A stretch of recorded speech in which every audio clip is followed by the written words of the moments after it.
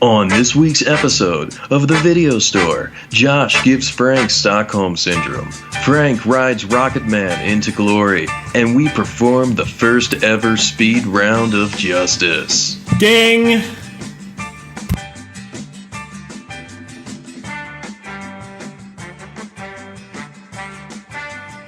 Welcome to the Video Store Podcast. Every week we review movies and TV shows that we've watched and look ahead at what's streaming, on demand, out for rental, and in theaters. My name is Frank. This is Josh. Huh. Yes, we host this show. Thanks for listening. Thank you for listening to the show. Despite whatever's going on that end. Practicing some characters for your next stand-up comedy special? No. Okay. Glad you got that out of your system. Let's start the It's always in my system, Frank. It never leaves, and you can only combat it for so long. Keep it tucked down. We just want to talk about movies. That's all we have to do. Let's start. What's our first segment? Let's try to cleanse the palate of this podcast with some thoughts and trailers.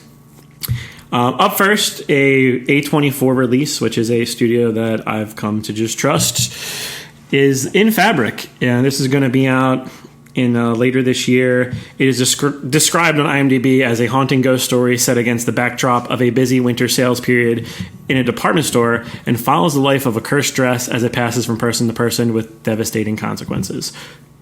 This looks awesome to me. It looks very creepy. Reminds me of like Dario Argento style horror movies, like Suspiria, and I was a big fan of that remake, actually. So I'm really into stuff like this right now. And it says that it's also got some comedy aspects to it. I didn't really see that in the trailer, but I saw enough to be all about this movie. How about you? I like the throwback. It does look vintage, and it looks like a feel of like a classic weird tale that's just all in for a very suspenseful tale. It looks very interesting. It looks better than some things that I have seen try and do stuff like this. So I'm looking forward to it. I could be down. Yeah, I like when things go for tone and style, especially in horror. Like it's not another jump scare. It's unlike most horror movies we have to deal with right now. So that makes it exciting on its own. Probably the biggest trailer as far as like clickbait this week was Sylvester Stallone's going back to the mill one more time for one more Rambo movie. This one titled Last Blood had that interesting trailer with that Country Road song that's pretty big right now. God damn it. I'm kind of fucking over that song though. Yeah, see, I've only heard it twice. I don't listen to the 700 times. I don't listen to the radio, and at work we get to play our playlist, which is great. So if we wear out songs, it's our fault. So I'm not as worn out on that one. Interesting choices everything involving this movie, which is going to be out in September, is interesting. It's described on IMDb as Rambo must confront his past and unearth his ruthless combat skills to exact revenge in a final mission. A deadly journey of vengeance, Rambo Last Blood marks the last chapter of the legendary series. I remember the last Rambo I saw, the most recent one before this, being just like real brutally violent and just like entertaining on like a base level, but like nothing special. So I mean, if I still have a movie pass, I'll probably go see this at some point, but I'm not super excited. It's also directed by the Adam Grunberg, who did Get the Gringo, if you remember that one. I like that movie with Mel Gibson. Yeah, I'm familiar. So that gives me some hope that this could be entertaining as well. I thought the last Rambo was too dark, quiet, and just kind of weak. It was kind of violent, but I think this looks a little bit more pumped with action, so could be a little bit more exciting. Okay, so we're both like, lukewarm at least. We're lukewarm on Rambo. You got it. Last Blood. A couple of these you've brought up to close out the segment. The first one being The Kitchen, which is going to be out in August. It's described as the wives of New York gangsters in Hell's Kitchen during the 1970s continue to operate their husbands' rackets after they're locked up in prison. So like you said off the air, very similar vibes to The Widows. Looks a little less, like the stakes aren't as high, and It doesn't look as good as the way it does, but I do really love this cast. You have Elizabeth Moss, Tiffany Haddish, Domhnall Gleeson, Melissa McCarthy, Margot Martindale, character actress, and podcast fave. If you say so. Yeah, that's an old school reference. I think that was before your time. But you ever watch BoJack? Yeah, I've seen a couple episodes. Yeah, that's where we get that from. Yeah. Directed by Andrea Berloff. Writer-director of stuff like Straight Outta Compton, World Trade Center, Sleepless, which was terrible. But yeah, this one looks pretty good. I would probably, if it's like, it's not coming out at the same time, but I'm a little more excited about this than Rambo. If we're ranking them. If you, I guess that's one way to. It's more interesting than the fifth fucking Rambo movie to me. Yeah, it does seem to set like kind of some cliche tones and stuff, but maybe the people in it are going to bring some better life to these characters. And Melissa McCarthy in a serious role, that'll be interesting. Yeah, hopefully you're right, because it doesn't stylistically, it doesn't look like anything new. Anything more than the Burrows. Yeah, exactly. Yeah. And our final trailer is a welcoming back of a cast of characters, of actors that I think we both liked when we were younger, teenage days, like 15 years ago. Seth Green, writing and directing Changeland. This is about a guy who is visiting Thailand, and they realize there's no rule book for finding purpose and meaning in life. You have Seth Green here, Macaulay Culkin, Breckin Meyer, who I have forgot about. I never forgot you, Breckin. And this looks like a stab at, just a meaningful coming of age through midlife crisis type movie. I don't like it. Just looks okay by the trailer, but I am interested to just see Seth Green branching out on something that's not Robot Chicken. This is he's probably got something to say in this film. I hope he, gets the message that he intends. Because I like Seth Green. Frank? What? You know what else happens? An RKO out of nowhere. Oh yeah, Randy Orton. That's interesting. They must be like real life friends because it's such a weird fucking inclusion, right? Like. Yeah, I know Randy Orton's been in some movies, but he plays like the bartender who's like drops some pearls of wisdom or something like in the trailer. I don't know how I feel about that, but you better watch your fucking mouth. He'll show up and RKO you out of nowhere. That was towards the end of my wrestling watching time was when him and John Cena were doing their thing, and I was a fan of Randy Orton. I thought he was a good heel. Oh, dude, he's the best. Yeah, yeah.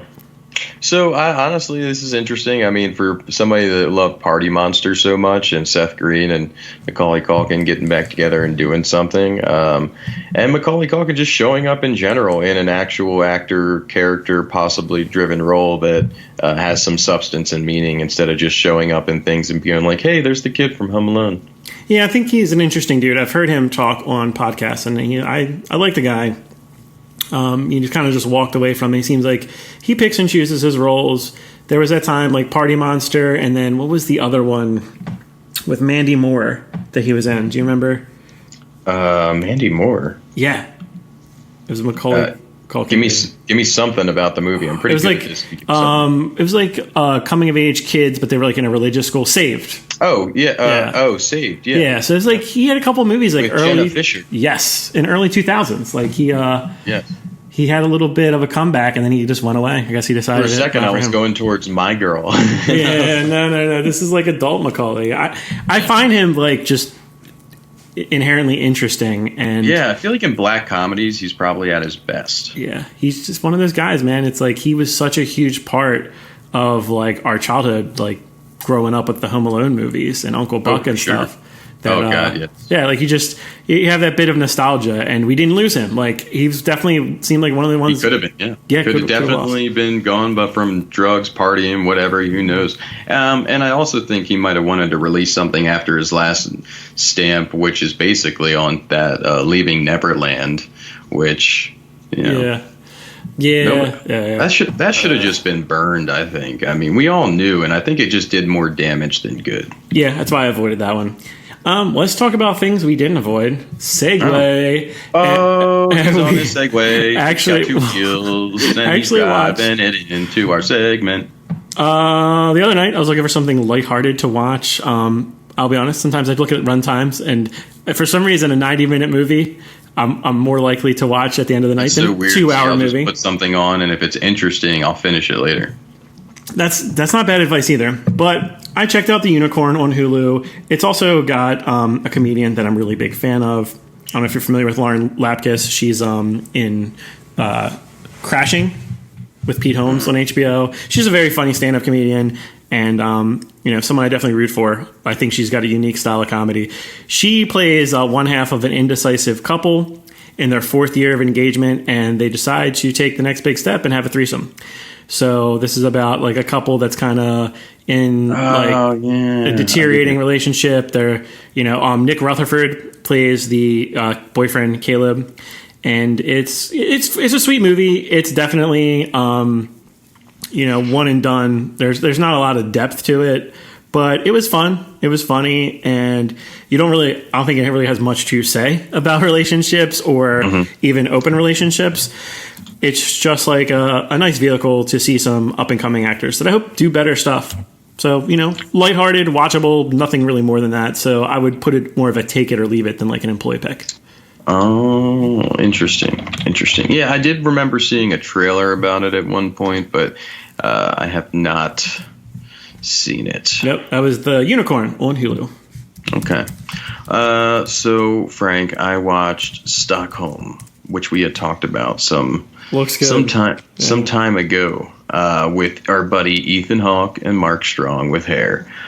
Based on the absurd but true 1973 bank heist and hostage crisis in Stockholm that was documented in The New Yorker as the origins of the Stockholm Syndrome, which we are all familiar with as that term, falling for your captor, etc., which conveyed interestingly in this, because for a while you're like, how could these people have any sympathy for this character? And they take a while to get you there. But Ethan Hawke brings it. Mark Strong's pretty decent. I would say Ethan Hawke is really the power force in this movie, where just how he delivers and brings intensity. This kind of reminds me a little bit of Dog Day Afternoon.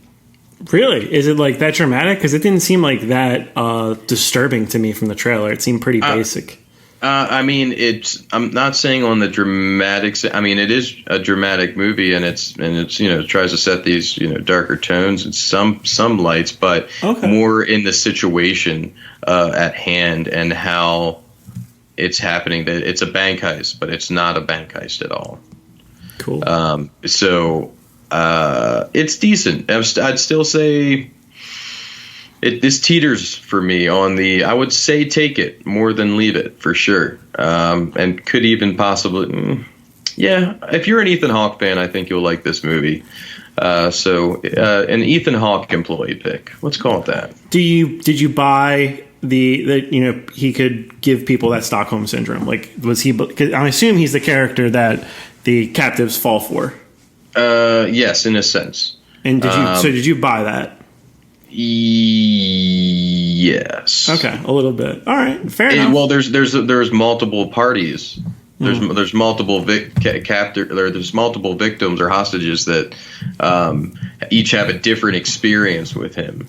So for them each to get on that page was slightly different. But it was, what was crazier about it wasn't as much as his ability to persuade them at all as it was the government's ability to disingenuine the hostages and make them feel like their lives weren't valued. So the Swedish government, in a sense, is portrayed to have kind of forced them onto his side in a sense of, hey, we just want to leave and take these hostages with us, which at first seems ridiculous. But then they're like, you're not fucking leaving. And then they say, well, we're going to kill people in 12 hours if you don't let us leave. Say, well, we're still not letting you leaving. So they start to kind of they become the bad cops, in a sense. So that's kind of more of a driving role when they realize that the cops are making a political statement versus actually caring about their lives individually. So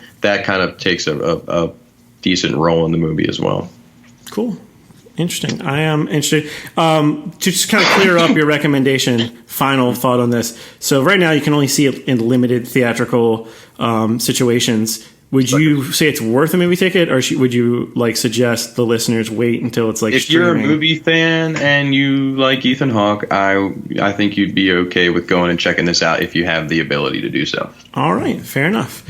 So my expectations were low, but the most interesting thing I thought in theaters currently was Rocketman. Rocketman. It's kind of silly, but the fact that it got rated R was a kind of like a tipping point for me. Because his life wasn't rated R, baby. Okay, Austin. But yeah, I feel like any biography about a rock and roll musician should be rated R. Like, what are we doing? And it's not a. And I love that they stuck to it, because the only thing I could really notice, besides there's some language, but it's really just the sexuality. There's no full frontal nudity, and just like cocaine, lots of cocaine use, a lot of bumps are in this movie. And I think that's probably why I got its R rating. If you don't know, this is a musical fantasy, which I also didn't know it was a musical. So unlike, most music biopics, most recently Bohemian Rhapsody, this is like a traditional musical, and it's about the fantastic human story of Elton John through his breakthrough years. So it really focuses on his like late childhood into 20s to 30s. It's directed by Dexter Fletcher, and it stars Taron Egerton, who I know you're a big fan of. Yeah, Kingsman. Yeah. With some really good supporting performances. Most notably for me, I thought Jamie Bell was fantastic as Bernie Taupin, who's the writer of most of the songs. I didn't know that Elton John had this lifelong partner in writing his songs. He did the lyrics, and I love Jamie Bell, and it's always good to see someone like him get a role in something that's going to. A bunch of people are going to see. Yeah, it's going to be a huge thing. Sure. And then Taron Egerton, man, like he embodies Elton John, at least my perception of Elton John, and gives it a humanity that was not in like most of these music biopics, where I really related to this character. There's a great balance where the movie's very bipolar, where it goes back and forth between like really hard-hitting personal drama, especially like how his family life and love life tore him down, and then they would like cut into a musical sequence, and a lot of them were really bizarre, which I appreciated. It's not right, they set the tone of a movie, but still with such dramatic character belief where it didn't take you out of it. Yeah, like for example, when they play Rocketman, the title song, it is when he is having like a overdose heart attack, and he's being rushed to the hospital, and then leaves the hospital to play the LA Dodger Stadium. And I thought that was an interesting choice. So it doesn't pull back any punches. It doesn't show him as it shows him as a fleshed out human being. I don't know as a man. How accurate it is, but it doesn't show him. It is critical of him, and definitely critical of the people around him. It's not a fairy tale at all. And I appreciate that. And like whether or not this was like actually Elton John, like I connected with this character on a human level, and I was not expecting that. The music was fantastic. Like I definitely drove home to some more Elton John after seeing this in theaters. Fuck yeah. And I recommend it. Like it's a fun watch, man. Like it's an employee pick for me. Like maybe rewatches won't be as strong, but like I love that movie. Like I dug it. I saw it was a full fucking roller coaster ride for you, eh? Yeah, man. And I recommend. I went as I tend to do. I go for the Dolby, like the high end theater within AMC. Yes, and this is a good movie to do that. I would recommend doing that. And if you have any interest at all in this, check it out. I think it's a movie worthy of a man and a character, Elton John. So. Yeah, go see it. Well, you filled my belly with warmth knowing that Taron Egerton has great range per my belief that he does, because I think he's been put in some odd places where he hasn't had the ability to pursue that. And this is probably his first big chance, and it's great to hear that he crushed this. Yeah, I hope it leads to more stuff for sure. I think he nailed it. I think he was perfect. Can't imagine anyone else doing a better job. Nice. That's good to hear. That makes me happy inside.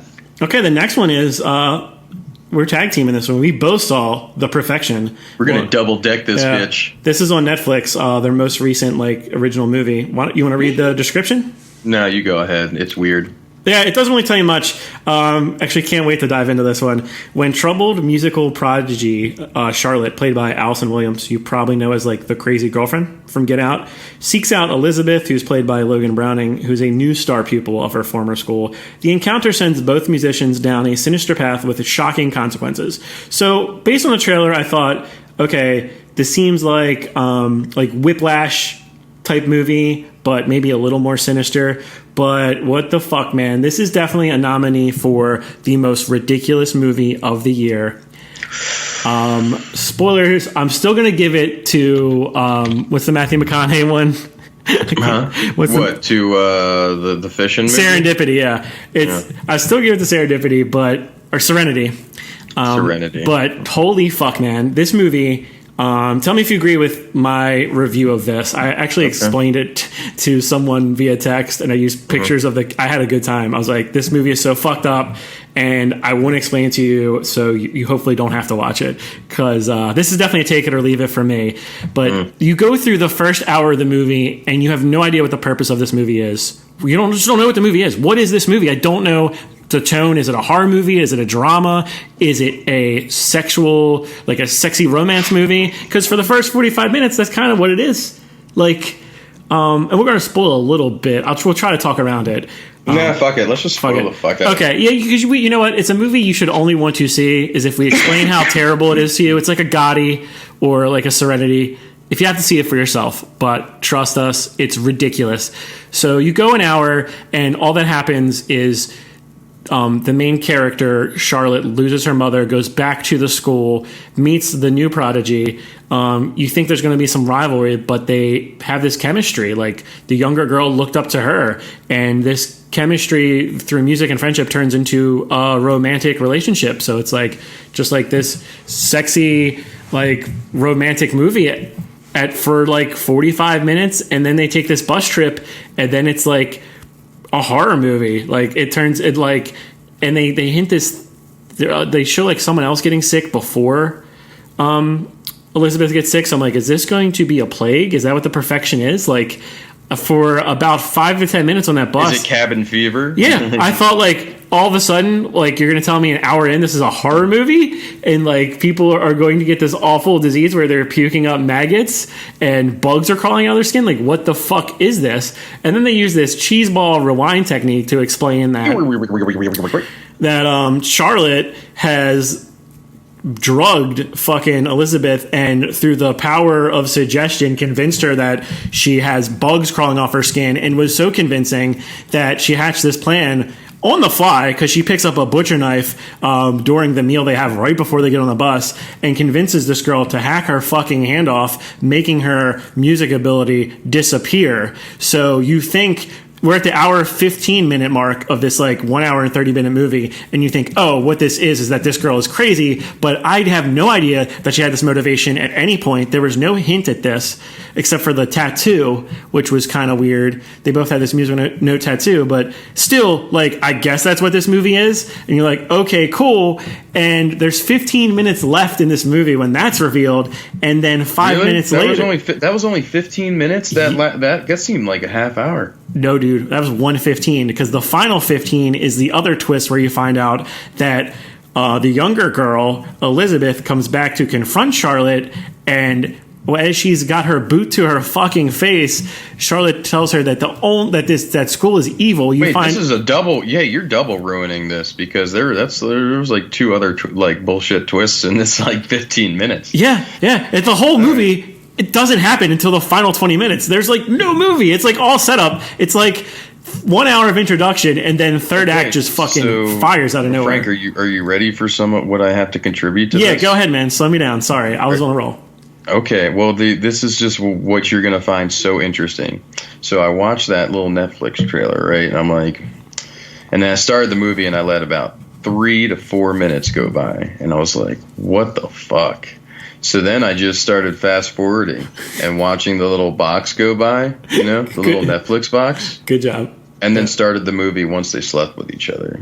Okay. So I actually somehow made a great decision to only watch the pertinent part of this movie Yeah, which was the bus trip and moving forward. That was it. The rest of this movie was complete. And then when you said that, I'm like, wow, how did I manage this? Because I only watched the later half of this movie and I'm like, you got all of it. Yeah, you don't need it. You don't need, like, because it just seemed like two people hanging out as I'm watching, like, the little box go by, and I'm like, all right, well, this, and if I didn't see the trailer scene where they're, like, walking and she doesn't feel good, that was basically kind of what I'm looking for, to, like, when does this get interesting? Yeah. And then, started the movie from, like, 40 minutes later, and guess what? I got everything I needed from the movie in that time frame. Pretty ridiculous. Still, man, if somebody cut my hand off, I don't know if I'm gonna be your friend. I don't care if you were trying to show me the light or not. You'd more probably stub fist. I'm probably gonna let you get I'm probably gonna stub fist that bitch. Like, but it gets dark so late in the movie. There's like no hint that any of this, like, all these characters are neutral. They are neutral. They're nothing. There's nothing to tell you. And this is not clever. And all this explanation and all, like, it. I'll tell you, that last 15 minutes lasted for like 25, 30 minutes for me. I felt like I watched a whole movie in 15 minutes. That's crazy.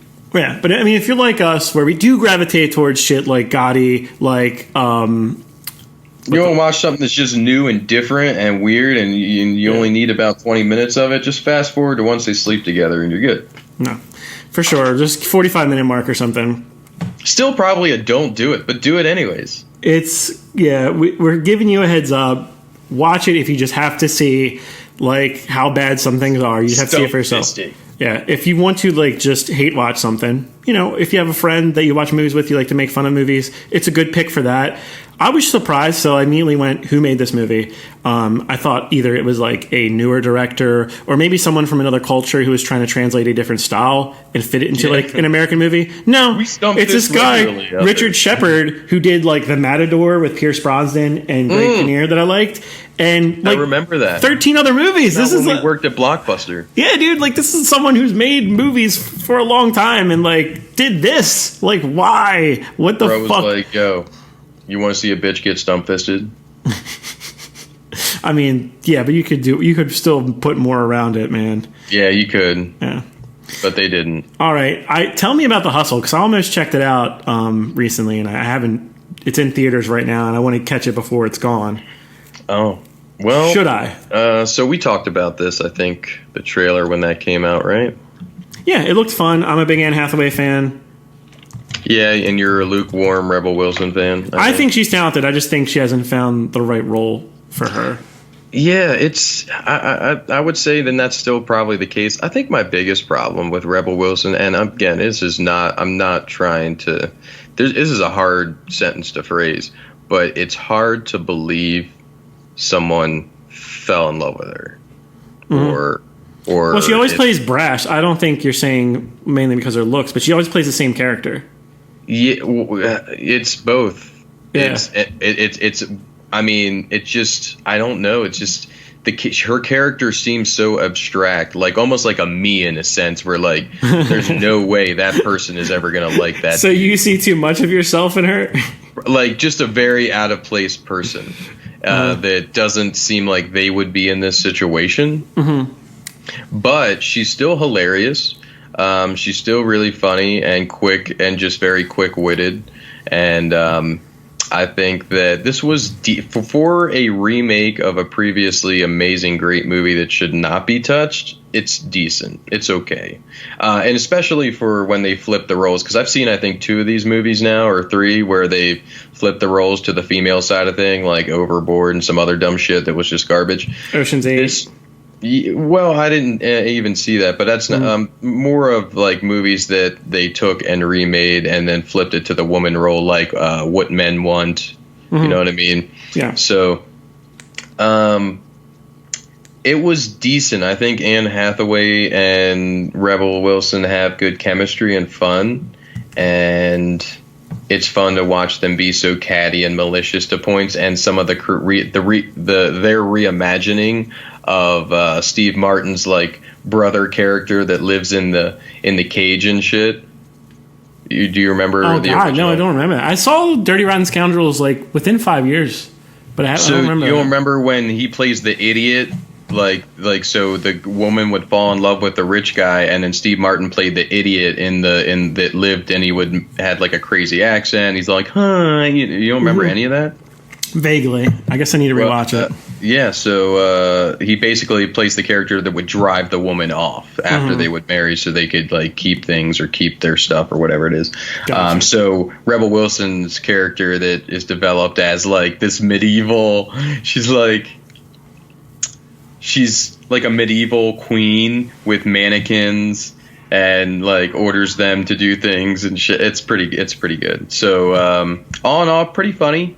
A little weak sauce. Definitely a take it or leave it for me. But these are two people that I enjoy their screen time, so it was average. Gotcha. I'll probably wait till streaming. I have worse expectations for it, for sure. Yeah, the reviews are bad. They're bad for this. Yeah, and I probably would. Yeah, I'd wait for streaming on this one. It's definitely average. Like any of the serious tones are weak. It's just like sometimes they need to take a comedy and just run comedy all the fucking way home. And if they would have done that, I think it could have turned out a little bit better. So you think it was like a writing direction was a problem with it? Yeah, anytime they try and switch tones sometimes, and I think is a little weak, where some movies try and have some serious or bring humanity to their characters, and sometimes your characters already have a humanity and maybe just want to, be funny. And don't make them less funny when it's unnecessary. Gotcha. All right, man. I think that's a fair review. Our final one is also a tag team effort. We both saw Game of Thrones, The Last Watch. This is the documentary that chronicles the creation of the final season of Game of Thrones and the complications about that. So there's really not much to explain what it is. My issue, I thought in the beginning, I was very interested in the creation of the show. They went behind the scenes. And then the film kind of fell in love with these different characters, different people that had jobs behind the scenes. And they did a good job of just really balancing that with the stars. You got a little bit of Emilia Clarke, a little bit of Kit Harington. They really liked that one. I forget his name, but the extra guy who, that had been there forever. Yeah, he played. Let's call him Steve. He was like, I might be. He was like a Stark guard or whatever. He was just like very passionate about the show, but it kind of like fell in the middle where there wasn't enough time to focus on these characters, or there wasn't enough material to get me to care about them. They seemed nice. There's like the snow guy. I liked him. He was like militant. The snowmaking guy. He was great, but there wasn't enough there. And once it switched it wasn't a substance in those stories. And neither did season 8, Frank. Yeah, but I feel like you could have shown me how that was made, and I would have been more interested personally.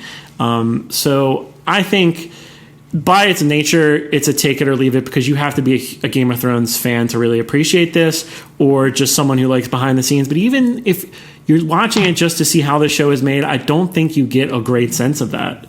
I think it fell too in love with those characters, and it hurt the film, in my opinion.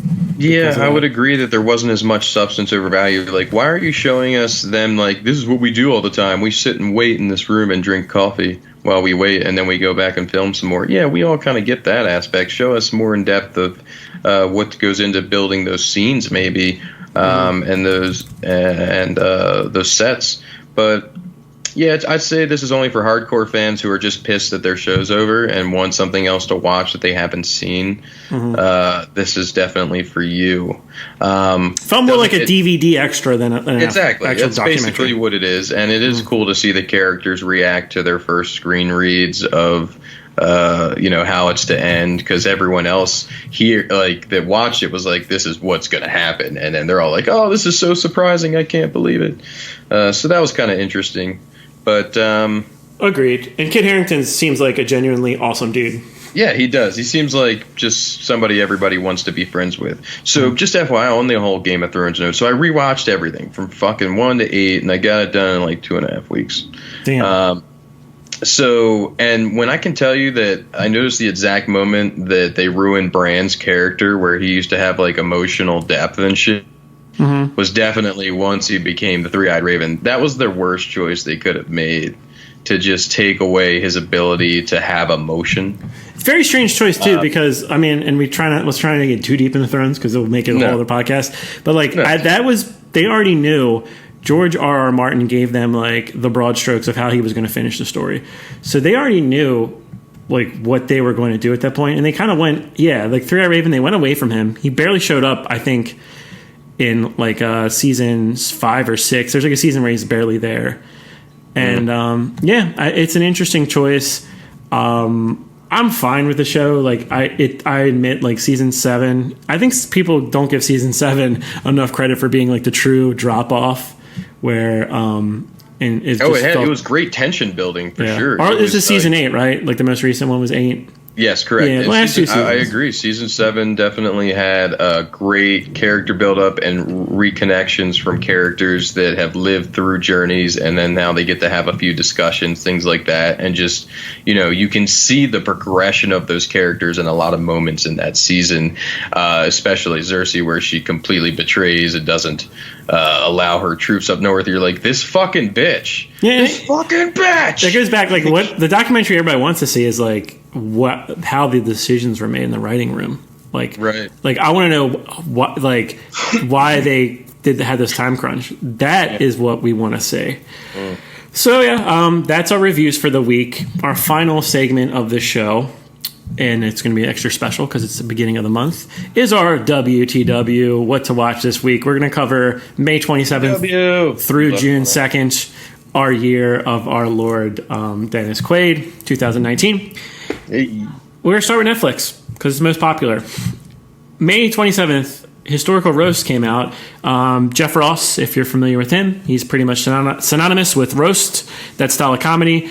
Him and a bunch of comedians poke fun at major historical figures, so they all act. It's kind of like a mix of roast battle and drunk history. Yeah, it looks actually kind of fun. Yeah, so if you're a huge fan of that style comedy, I would check it out. I like Jeff Ross. I'm lukewarm on this. I'll wait for Josh to watch it and tell me whether or not I should. Cool. On May 30th, a film from 2014 called The One I Love is out on Netflix. I'm glad they randomly put this in the middle of or end of the month because I like to highlight this movie. Have you seen it, Josh? No, I don't think so. Really cool, fucking just weird sci-fi, a way of explaining relationships through sci-fi. It stars Mark Duplass, who I love, Elizabeth Moss, also love her, and Ted Danson's in it. And it's Ted Danson. Fucking love Ted Danson. Don't you dare. And it's about a troubled couple who vacate to a beautiful getaway, but bizarre circumstances further complicate their situation. So don't look more into it. Just trust me. This is an employee pick. Love this movie. Trustfall, Frank. Very, very unique, and one that I highly recommend. Okay. All right. On May 31st, you have Always Be My Maybe, which is a Netflix original romantic comedy about a pair of childhood friends that end up falling for each other when they grow up. It stars Randall Park and Ali Wong. Keanu Reeves is in this too. Yeah, but looks pretty unique, and it's got pretty good reviews. And I like romantic comedy when it's done right and it's about real people that I can relate to, not fucking fairy tale cartoon characters. And this might be the case.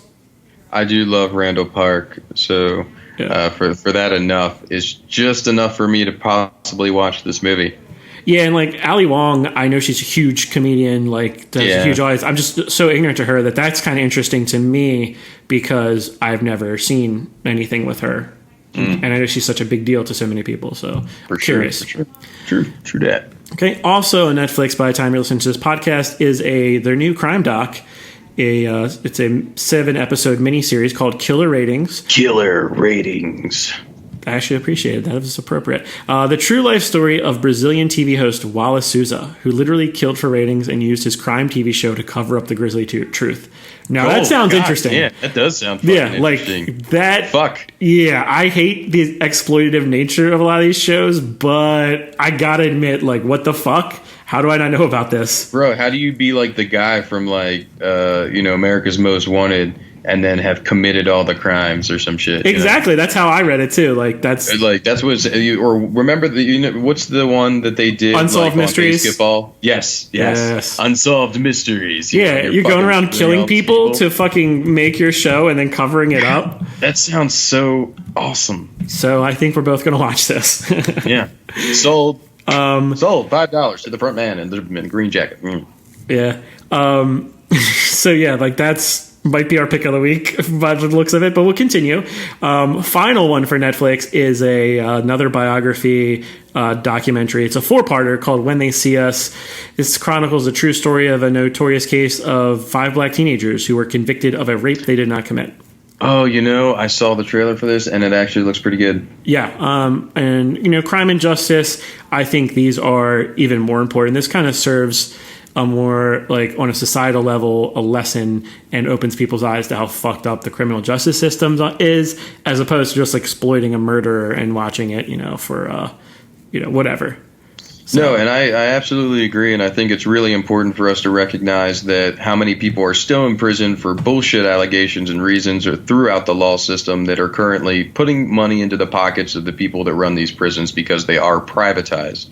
This is a terrible injustice, and every day that goes by, there are more people that are in there that don't need to be in prison. Really Spoken don't. Like a true Coloradian, or whatever you call yourselves. I agree with you, dude. I'm very passionate about it, too. I'm from Baltimore, dude, and they fucking shut down Central Bookings because of how fucking terrible that was. Yeah, but the prison system, privatized or not, there's also unions within, like, the state-run ones. And there's a lot of pressure to keep people in jail because it's a fucking business. You're absolutely right. Yeah, if you don't have anyone in jail, you don't need, these people to work there. So. It's fucking terrible. And there's some small towns that prison, rely on super prisons and shit like that. Absolutely. Yep. And then you also get into how the media fucking sensationalizes and vilifies, especially young black men. You okay? Go ahead. Sorry. Okay. Yeah, no. And it's just a recipe for fucking disaster, this movie. Like, it's this real life thing that happened because it just checks a lot of common boxes that we just take as fact in this country, and it fucking sucks. I'll get off my soapbox, and we'll talk about HBO's releases. If you've been Shyamalan like me, you might be happy to find out that HBO just decided to put Signs on their streaming service. Really great movie. Joaquin Phoenix, Mel Gibson. It's about an alien invasion and it focuses on a small farm family and how they deal with it, and how it deals with Mel Gibson's character who lost faith. And I can't recommend it enough. Yeah. Trauma and aliens. I'm a big fan of Signs. I think it holds up, and I'm also interested. They just put out Deadwood the movie, which is the conclusion of the show, which I've never watched and was huge like a decade ago. Post Sopranos, before Breaking Bad, Deadwood was like the big bad drama that everyone loves. Right. And I just missed it, man, and I want to check it out. Okay, cool. Have you ever seen Deadwood? Timothy Olyphant, though, right? Mm-hmm. No. Okay. I'm aware of it, but no, haven't seen it. Okay. Yeah. On rental, VOD, probably Redbox, library. Sounded like what's in my pants, Frank. Okay. And Deadwood. Yeah, let's get it. We're just gonna hang out in what you created for a second. Deadwood.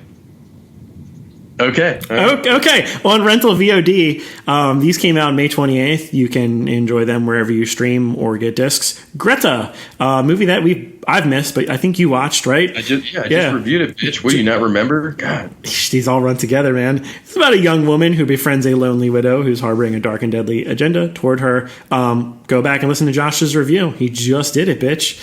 But that one is available. That one's available to check out, as is Climax, which is about when French dancers gather in a remote, empty school building to rehearse on a wintry night. An all-night celebration morphs into a hallucinatory nightmare when they learn their sangria is laced with LSD. What a simple concept, but one that I must see eventually. Okay. What a fucked up plot for a movie. LSD sangria. Right. Don't drink the sangria. New segment alert. We're going to end the show with something we haven't done yet. It's called the June 1st Movie Dump Speed Round. And I'll explain real quick. So at the beginning of every month, the streaming services put all these movies out on the very first day.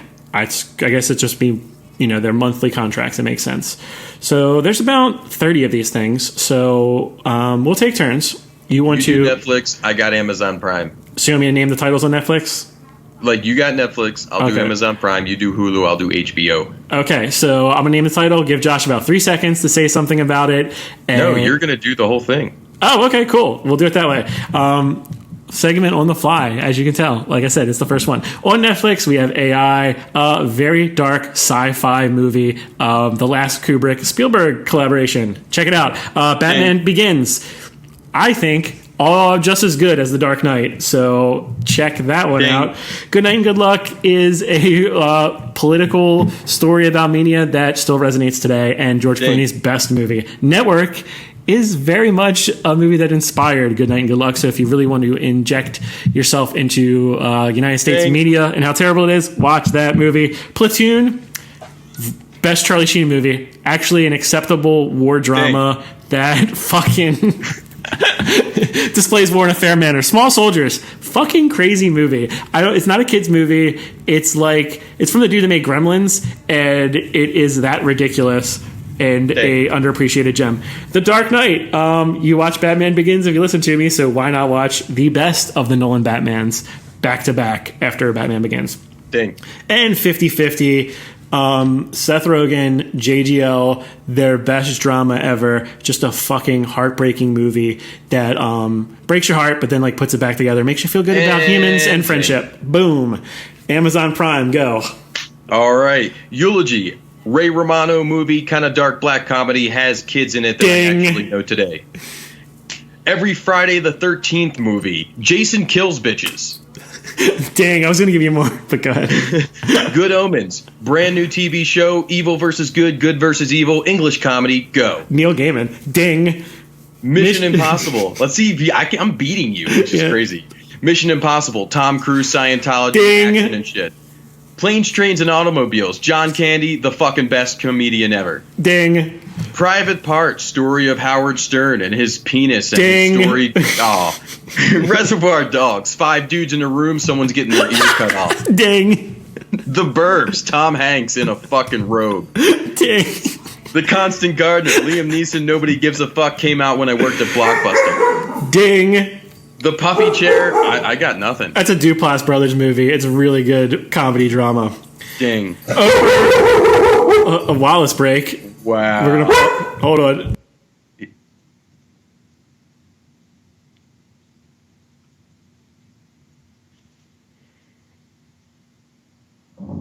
It's okay. I'm muted. So, all right. Are you going to be? You can cut that. Yeah, for sure, for sure. And I'm gonna back in. All right, now on to Hulu. The Devil Wears Prada, best Anne Hathaway movie of them all. Existence, like Matrix, but cooler and cheaper. Ding. Independence Day, Jeff fucking Goldblum, dude. What else do I have to say? Watch the fucking movie. Point Break, Keanu Reeves, Patrick Swayze, Fast and Furious before Fast and Furious, the ultimate bad action movie. Ding. Rounders, fucking Matt Damon, Ed Norton, low-key great sports movie because poker can be a sport when it's portrayed that way, and fucking John Malkovich with the Oreos. Yeah, I'm not gonna ding this movie because it's one of my favorites of all time, and as a poker player, it was very well done. Straw Dogs, Dustin Hoffman at his fucking best during the era of late 70s, early 80s paranoid thrillers, one of the best ones. Dang. And Waiting, dumb as fuck, but fun. Find out why everybody likes Ryan Reynolds. I don't know. From Under Cheese. Justin Long, you're going to see a lot of full frontal nudity. It's disturbing, disgusting, and you'll probably cook dinner yourself for the following week after that. All right, ding. HBO, baby. Let's wrap it up. All right, I got it. BEERFEST. Drink more beer than you ever could with your best friends ever and go to Germany and ding. The Darkman trilogy. Ding.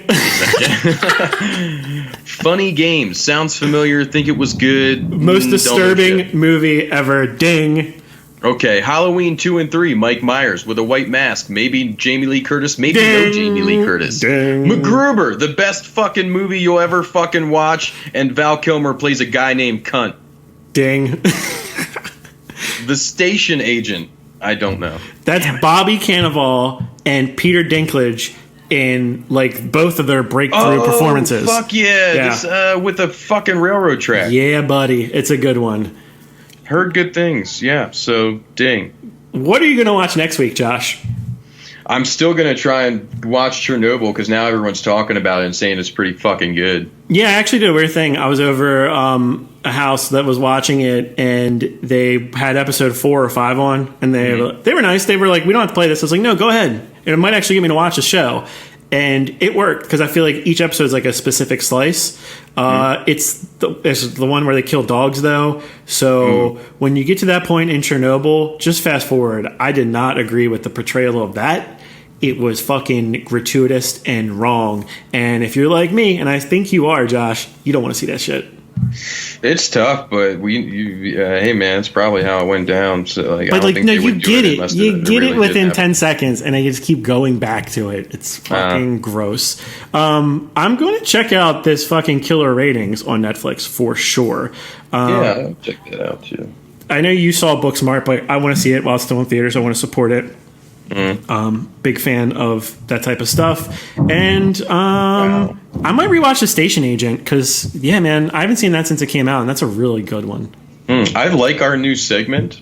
We'll do that more. Hell yeah, man. That was a great idea. All right, let's ding the fucking podcast. We'll see you guys next week. Thanks for listening. Ding. Ding.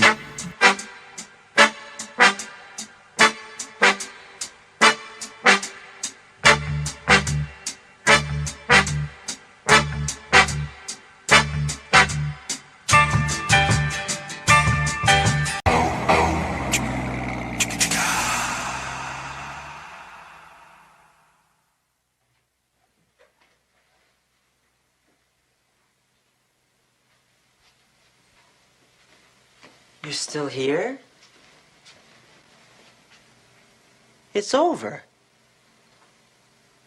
Go home. Go.